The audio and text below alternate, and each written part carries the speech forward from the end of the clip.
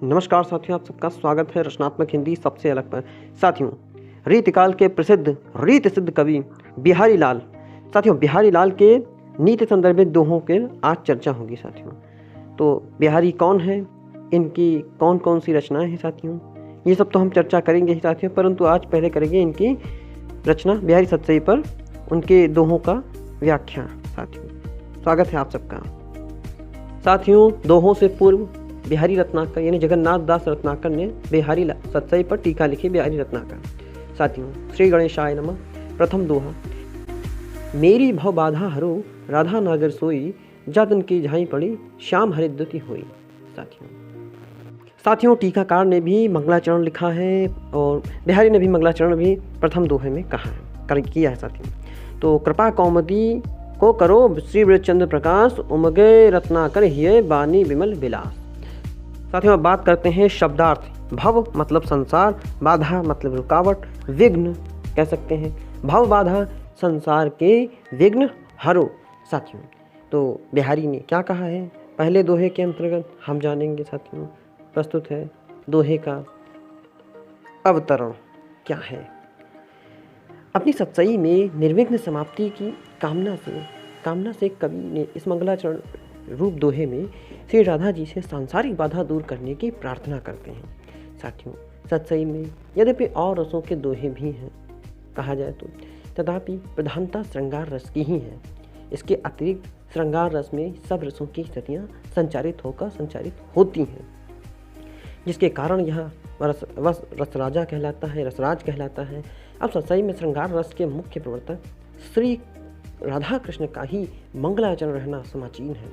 श्री राधा और कृष्ण में भी श्रृंगार रस में प्रधानता श्री राधा ही की है और कवि जिस संप्रदाय का अनुयायी है उसमें श्री राधा जी का ही प्रधानता मानी गई है और अतः उसने श्री राधा जी से अपनी भाव बाधा हरने की प्रार्थना की।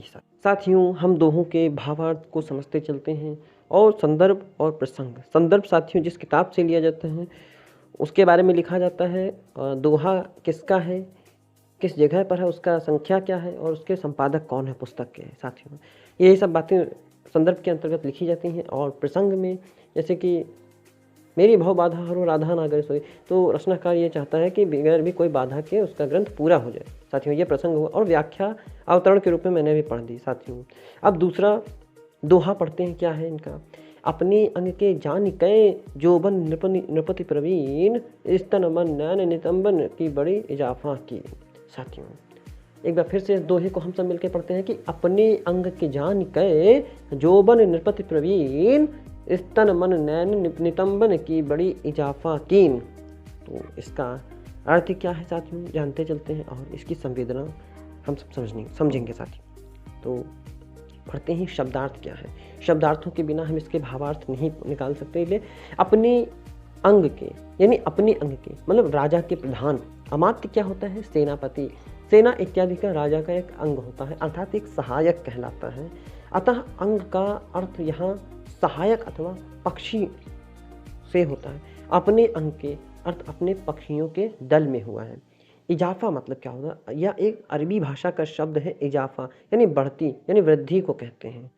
कोई बादशाह अपने किसी सरदार या कर्मचारी को अपना शुभचिंतक समझकर अथवा उसके किसी अच्छे काम से प्रसन्न होकर उसकी जागीर या वेतन आदि में वृद्धि कर देता है, तो इसे वृद्धि या इजाफा कहा जाता है। साथियों, तो हमने इसमें दो शब्दों के अर्थ जाने, अपने अंग और इजाफा के।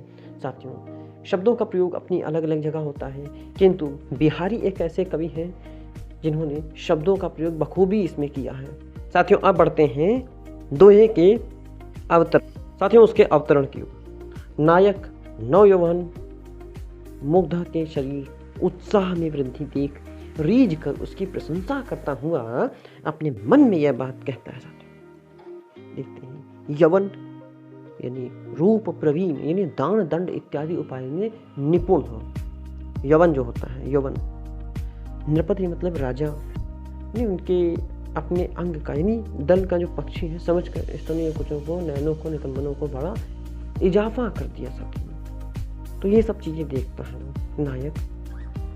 नव यमुना जो है उसके शरीर पर मुग्ध होकर उत्साह में, किस तरह से वह उत्साह में है और उस पर रीझ कर प्रशंसा करता हुआ अपने मन में यह बात कहता है साथियों कि अपने अंग का दल या नयनों का और नितंबनों का बड़ा इजाफा करता हुआ कर दिया हो ऐसे। और अब इसके अवतरण की ओर बढ़ते हैं, तभी बात समझ में आएगी क्या कहा है। नव यवना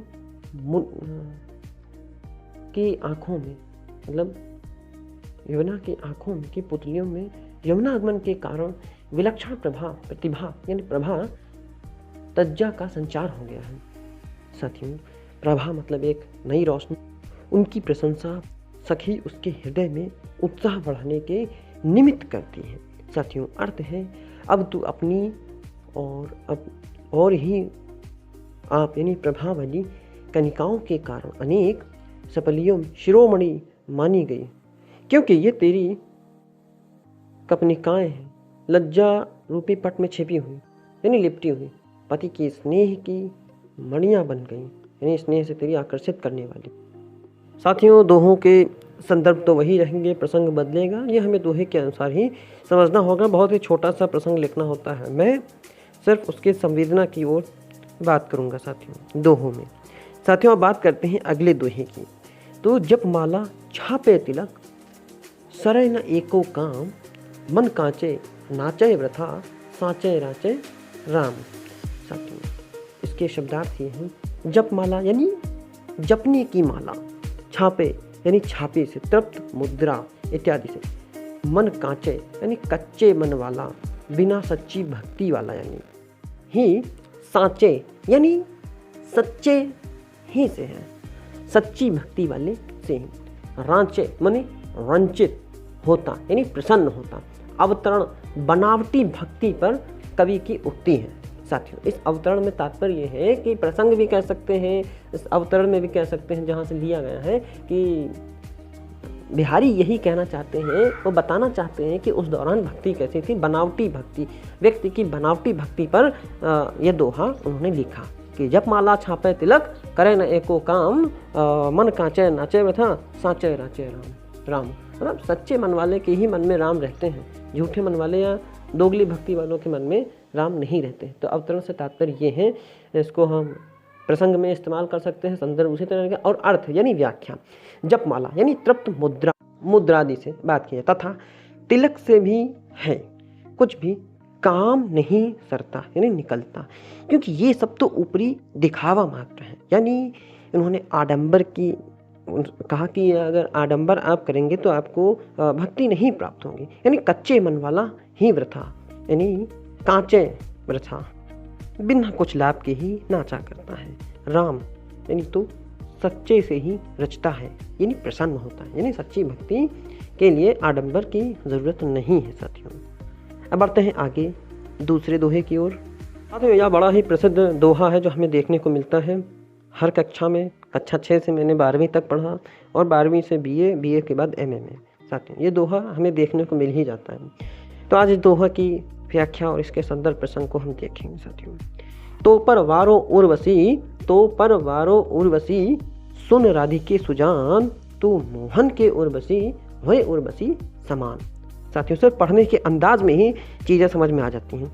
उर्वशी यानी एक उर्वशी अप्सरा हो गया और एक और हो गया मन, हृदय में, हृदय पर पहनने का विशेष आभूषण भी कह सकते हैं और मन भी कह सकते हैं। और अवतरण क्या है यानी हम प्रसंग क्या है समझेंगे। संदर्भ पूर्वता रहेगा। प्रसंग क्या है कि राधिका जी ने श्री कृष्ण को अनन्यतम व्रत सुनाकर मान किया है, सखी रूपी मान छुड़ाने के लिए निर्मित कहती हैं यह बात कि क्या कहें कि राधिका जी ने कृष्ण को अन्यरत सुनाकर मान किया है, मतलब अन्य चीज़ें फिर सुनाकर मान किया है, सखी मान को छुड़ाने का निमित्त कहती है कि तो पर वारो उर्वशी, तुझ पे मैं उर्वशी वार दूं, जो हृदय का हार यानी हृदय में तुझ पे लुटा दूं। सुन राधिके सुजान, हे राधा की कृष्ण सुन राधिके सुजान, तुम मोहन के उर्वशी, तुम तो मोहन के उर्वशी यानी श्री कृष्ण के मन में बसी हो।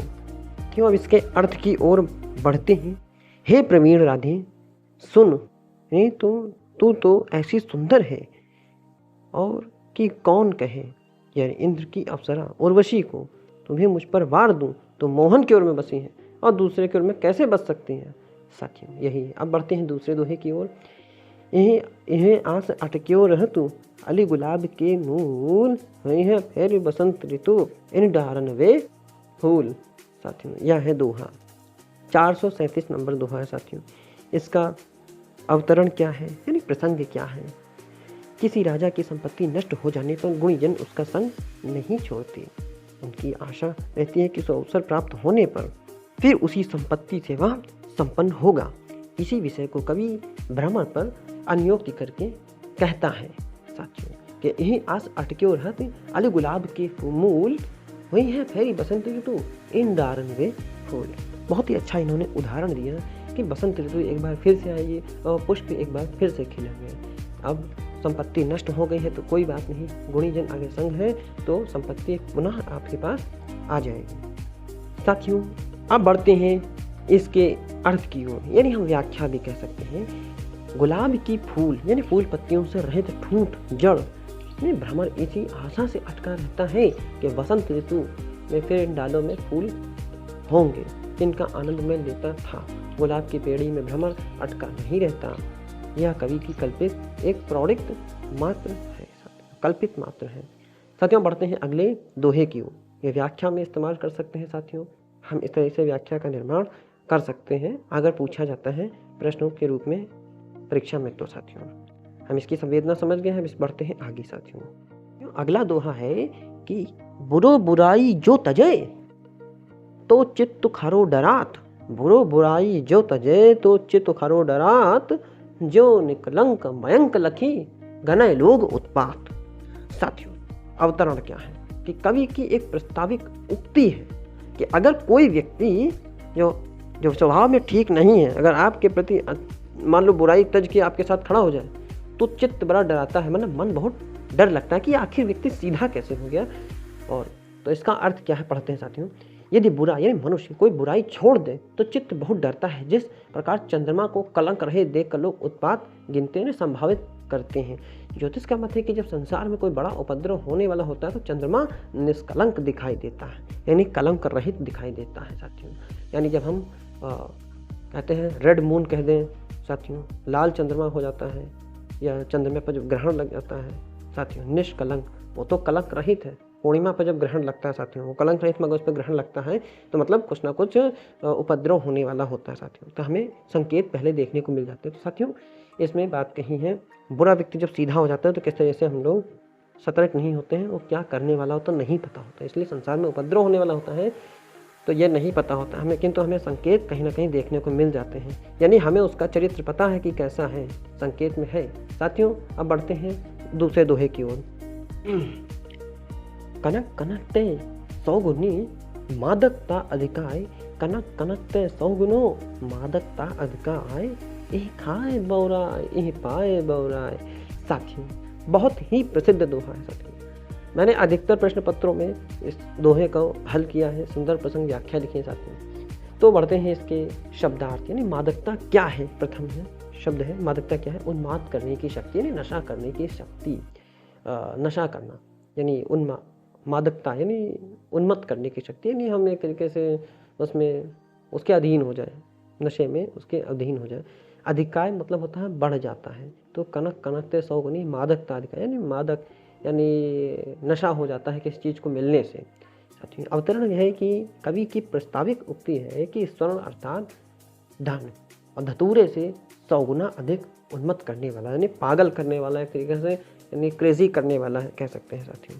तो इसके पानी पर व्यक्ति का क्या हाल होता है और धतूरा खाने से व्यक्ति का क्या हाल होता है, इस दोहे के अंतर्गत बात कही है। तो स्वर्ण धन और धतूरे से 100 गुना अधिक उन्मत्त करने वाला है, हम प्रसंग में कह सकते हैं। और व्याख्या में हम बात करेंगे मादकता में कनक यानी स्वर्ण, और कनक एक धतूरे को भी कहते हैं जो 100 गुना बढ़ जाता है, क्योंकि उसको खाने से बौराता है और इसके पाने से ही व्यक्ति बौरा जाता है साथियों। उसको खाने से बौराता है, इसको पाने से बौराता है। साथियों बढ़ते हैं अगले दोहे की ओर। जिन दिन देखे वे कुसुम गई सो बीत बहार, अब अली रही गुलाब में अपत कटीली डार। साथियों बसंत ऋतु शब्दार्थ क्या है, बहार मतलब होता है बसंत ऋतु। अपत यानी पत्र रहित, अवतरण किसी गलित यवना स्त्री, नष्ट संपत्ति, मनुष्य नष्ट संपत्ति नष्ट विगत सुख राज्य इत्यादि पर यह अनियोक्ति है। हे भ्रमर, जिन दिनों वे सुंदर तथा सुगंधित पुष्पों को देखे थे वह बहार तो बीत गए, अब गुलाब तो यानी कि मैं बिना पत्ते के कंटके डाल रह गई है, इसे छोड़ना दुखद की संभावना नहीं है साथियों। तो यह था अर्थ, और यानी हम कह सकते हैं, हम इसमें व्याख्या के रूप में प्रश्न पत्र में हम कर सकते हैं साथियों। अब बढ़ते हैं आगे दूसरे दोहे की ओर। घर घर डोलत दीन है, जन जन जाचतु जाए, लिए लोभ चश्मा चखरू, लघुपुनि बढ़ो लखाए। साथियों, शब्दार्थ क्या है उसी के माध्यम से समझेंगे। दोहे में इन्होंने क्या कहा है बिहारी जी ने। चश्मा यानी ऐनक कह सकते हैं हिंदी में। यह शब्द एक फारसी शब्द है। चश्मा कई प्रकार के होते हैं। चश्मे का प्रकार ऐसा होता है जिसके लगा लेने से छोटी वस्तु बड़ी दिखाई देती है। यह सब तो हम जानते हैं, मगर किंतु वर्णन आवश्यक है, इसलिए शब्दार्थ के रूप में हमें देखने को मिलता है। अवतरण क्या है यानी प्रसंग क्या है साथियों दोहे का। लोभ की निंदा पर कवि की उक्ति है साथियों। इसका अर्थ ये है कि लोभी मनुष्य घर घर दीन होकर गिड़गिड़ाता फिरता है, और जन जन प्रत्येक सामान्य से जाकर याचना करता है यानी मांगता है। इस बात पर विचार नहीं करता कि जिस मनुष्य से वह याचना करता है, याचना करने योग्य महान पुरुष है अथवा या पास खड़े होने रहने अयोग्य लघुआत्मक यानी छोटा व्यक्ति है, क्योंकि उसको तो लोभ रूपी चश्मा आंखों पर दिए जाने के कारण लघु प्राणी भी बड़ा लक्षित होता है। यानी वो व्यक्तियों की बात करते हैं जो व्यक्ति ठीक नहीं है साथियों, जो सिर्फ लोभ लालच में लोगों के गुणगान किया करता है, चाहे वो व्यक्ति अच्छा हो या बुरा हो साथियों, उसकी बात करें साथियों। अब बढ़ते हैं अगले दोहे की ओर। स्वार्थ सुकृत न श्रम वृथा, देख विहंग विचार, बाक पराए पानी परी, तू पच्छिन न मार। ये भी बड़ा प्रसिद्ध दोहा है साथियों। 300 नंबर पे आता है साथियों ये दोहा, बिहारी जगन्नाथ दास रत्नाकर करके साथियों, और सच्चाई में भी 300 नंबर पर ही आता है साथियों। देखेंगे इसका शब्दार्थ क्या है कि स्वार्थ यानी अपना लाभ, स्वार्थ होता है स्वार्थ। टाइपिंग मिस्टेक है साथियों, क्षमा चाहेंगे।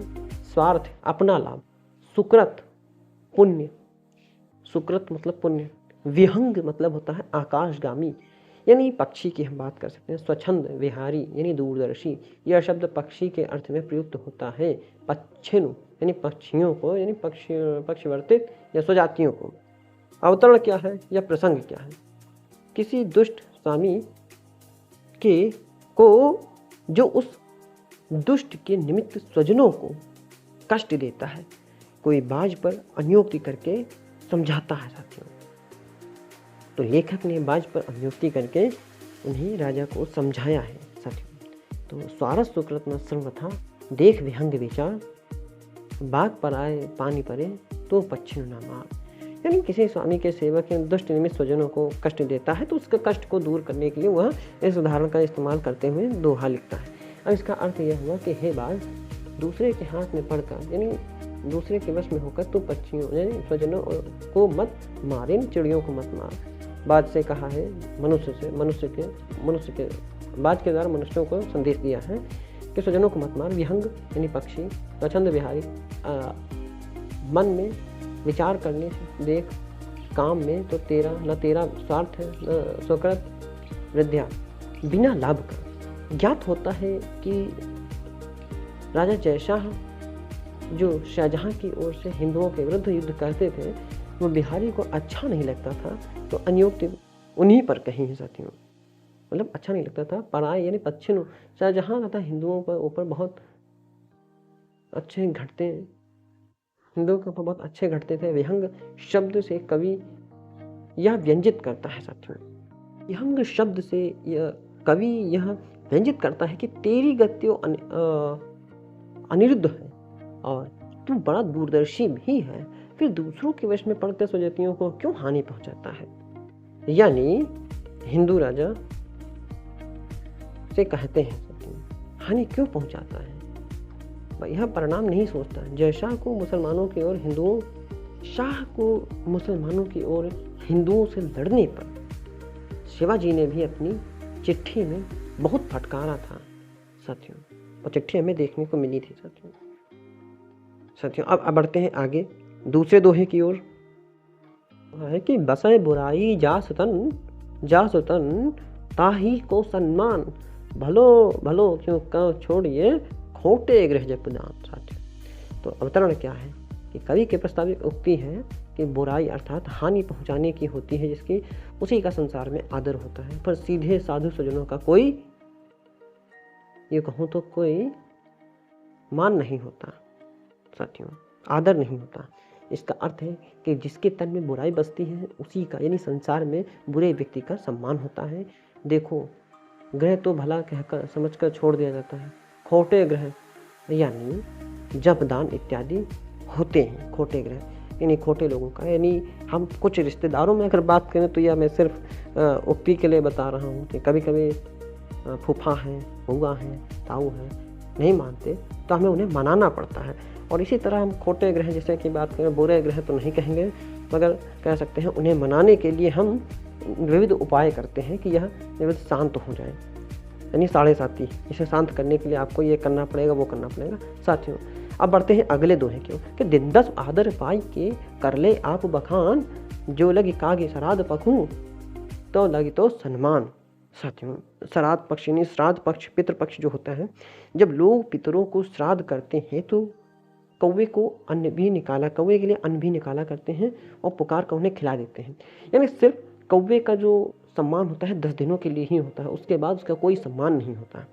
अवतरण किसी नीच मनुष्य का विशेष अवसर पर सम्मानित होकर गर्व करने का कोई दोहा काग पर अनुयुक्ति करके कहता है। साथियों, तो बिहारी ने यह दोहा कहा है कि दिन 10 आदर पाई के कर ले आप बखान, 10 दिन में तुम आदर पाके अपने आप को बखान कर लो। साथियों, हम बात करें, कोई नेता किसी ऐसे के यहाँ जाता है, सभी के यहाँ भोजन कभी नहीं करता है, मगर चुनाव के वक्त सभी के यहाँ भोजन करने को आतुर रहता है कि हमें वोट हर पक्ष से मिल जाए। साथियों, इसलिए तो चुनाव 5 साल में आता है, इसी तरह जैसे कौवा के लिए 10 दिन आते हैं श्राद्ध पक्ष के। साथियों, बढ़ते हैं अगले दोहे की ओर। दुसह दुराज प्रजान को क्यों न बढ़े दुख दंड, अधिक अंधेरो जग करत मिल मावस रवि चंद। साथियों, दुख दंड शब्दार्थ क्या है? दुख दंड यानी दुख का झगड़ा, यानी दो दुखों का उत्कर्ष। मावस यानी अमावस्या। अवतरण है कि कवि की प्रस्ताविक उक्ति है कि दुराजनी दुजमली में प्रजा को अधिक दुख होता है। साथियों, जब दो राजा का शासन हो में प्रजाओं में निमित्त दुख या दानवत्व क्यों ना हो। अनावल को सूर्य यानी दानवल को सूर्य चंद्रमा मिलकर अमावस को चंद्र राशि पर एक अधिकार करके जगत में और तिथियों में अपेक्षित विशेष अंधेरा अत्याचार करते हैं। दोहे का अर्थ किसी ने नाविक भेद करके लगाया है, पर इस समझ में इसे कवि की प्रस्ताविक उक्ति ही मानना समाचीन होता है। क्यों? इसी के साथ बिहारी रत्नाकर यानी बिहारी लाल के प्रसिद्ध दोहों का, यही पे महत्वपूर्ण दोहों का समापन होता है। साथियों, बने रहिए रचनात्मक हिंदी सबसे अलग के साथ। जल्द ही नए वीडियो लेकर हाजिर होता हूँ नए विषय के साथ। साथियों, बहुत बहुत धन्यवाद।